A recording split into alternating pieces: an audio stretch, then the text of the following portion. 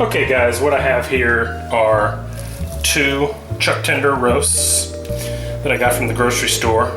I'm going to cube this up into little 1-inch pieces, remove some of the fat like right here on the side. That's just a little too much. And I do this in lieu of buying ground hamburger meat. Do that for a couple of reasons. One, I know what's in it. I used to work in a grocery store. You don't want to know what's in the hamburger there. The other reason is I think the flavor is so much better because you're only getting one kind of meat in the grind. So for that reason, sometimes the price makes it worthwhile, sometimes it doesn't. I think today this was 50 cents a pound more than ground chuck, but the benefits are much better than the cost differential. So what I'm going to do is I'm just going to cube it up into little pieces like this so it'll go in my grinder attachment on the Kitchenaid. And I'll do this whole thing and then we'll show you how the Kitchenaid works. Okay, so now that I've got all the chuck tenders cut up into little pieces, what I like to do is put it into a gallon Ziploc bag and throw it in the freezer.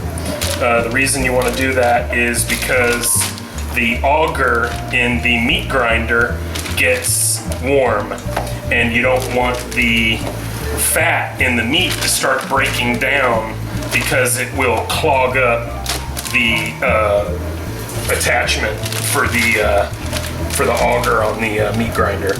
So I put all of it in a bag like this, flatten it out a little bit, and throw that in the freezer for about an hour or 2, and then we'll pick up from there. Okay, so while my beef is chilling off in the freezer, I'm going to go ahead and get the grinder attachment set up on my Kitchenaid. First thing you do is unscrew this little screw and this top part comes out. And you stick this in right there and then screw the screw back on. And this is where the meat goes in there. And this is the auger that brings the meat forward towards the blade and then runs it out a die. Now it comes with 2 dies, a big one and a little one. I've tried the little one with ground beef and it does not work very well. The grind is just too small. So I like to use this bigger die for ground beef. And then I put this on and that holds the auger, the blade, and the die all in place. And our attachment comes with a little pusher, but a lot of times I don't use it. So now that I've got it all assembled, next step is going to be to grind the meat.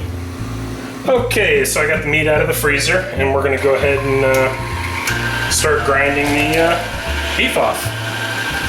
Just stick it in the hopper here. Push it down.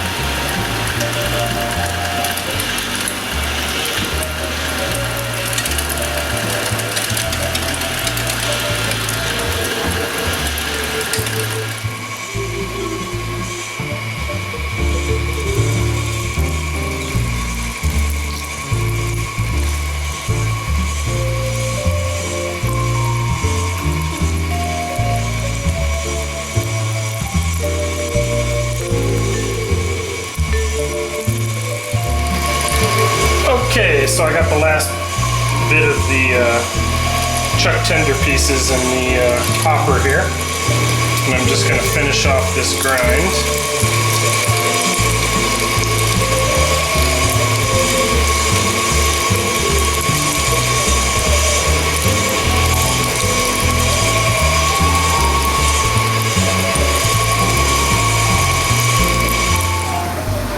Okay, so I got all the ground beef through the grinder. And as you can see, it is beautiful, one meat, ground chuck tender. And I'm gonna take a scale and I'm gonna weigh off into pounds. So I'm gonna drop enough in here to make a pound, which is 16 ounces. And there's a pound right there. Might as well reuse this bag here for one of them. Okay.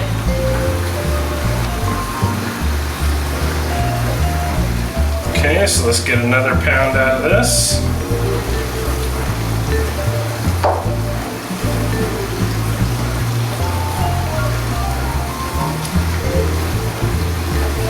And there's another pound.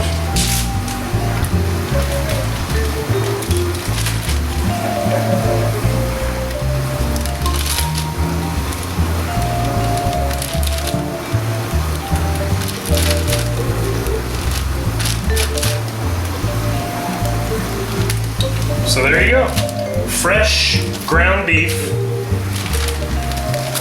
from 2 chuck tender roasts.